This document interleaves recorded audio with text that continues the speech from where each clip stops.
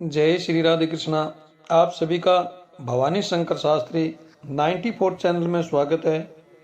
आइए आज हम सब जानेंगे पुत्रदा एकादशी व्रत कब है, पौष शुक्ल पक्ष 2025 की, और इस व्रत को करने से क्या फल मिलता है, क्या महत्व है और किस दिन यह व्रत रहेगा। इस वीडियो को आप अंत तक सुने। और सबसे पहले पुत्रदा एकादशी व्रत की आप सभी को हार्दिक शुभकामनाएं। आपको बता दें कि साल में 2 पुत्रदा एकादशी आती है, एक सावन के महीने में और एक पौष मास में।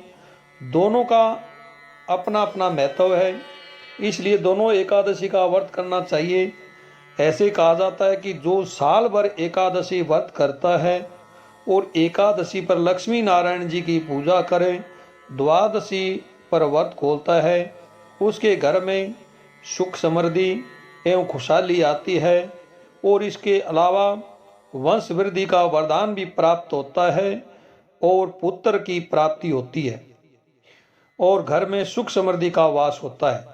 इसके बाद जनवरी में माघ मास शुरू हो जाएगा, तब माघ मास के कृष्ण पक्ष में शर्तिला एकादशी आएगी। इसका भी अपना बहुत अधिक महत्व है। आइए सबसे पहले हम जानते हैं कब है पुत्रदा एकादशी व्रत और पारण का क्या समय रहेगा। यानी इस वर्ष पौष शुक्ल पक्ष की एकादशी का क्षय है, अतः समार्तों को पुत्रदा एकादशी व्रत 10वीं विद्या एकादशी में ही करना होगा, क्योंकि 10वीं विद्या एकादशी में व्रत करना निषेध है। पर अब की बार 10वीं विद्या एकादशी में ही व्रत करना होगा, क्योंकि ऐसा न करने पर द्वादशी के दिन वैष्णव के व्रत के साथ ही व्रत करने पर उनको पारायण त्रयोदशी में करना पड़ेगा। यानी जो वैष्णव है उनको द्वादशी में व्रत करना होगा, जो कि उनके लिए सर्वदा निषेध है। इसलिए निर्णय सिंधु में स्थिति में ऋष्य भृंग का विशेष वचन है, पारायणाय न लभ्येत द्वादशी कलयान पी चेत तदानी 10वीं विद्या अप्यु पौष एकादशी तिथि।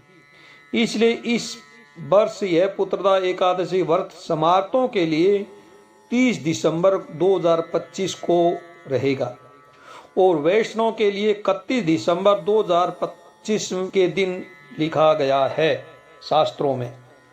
यानी समार्त हैं वो 30 तारीख को व्रत करें और वैष्णव जो लोग हैं वो 31 तारीख को व्रत करें, क्योंकि इस साल एकादशी तिथि की शुरुआत 30 दिसंबर को सुबह 7:50 से शुरू होगी।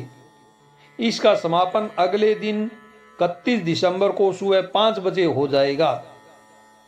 इसमें इस एकादशी का व्रत 30 दिसंबर को रखा जाएगा समार्तों का, और इसका पारायण 31 दिसंबर दोपहर में 1:29 से लेकर के दोपहर 3:33 के मध्य पारायण किया जाएगा।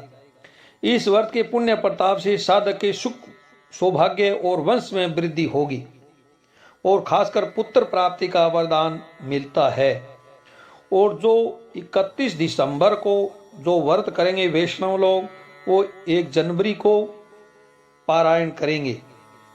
और खासकर इस व्रत से पुत्र प्राप्ति का वरदान मिलता है, घर परिवार में सुख समृद्धि का वास होता है, वंश वृद्धि होती है।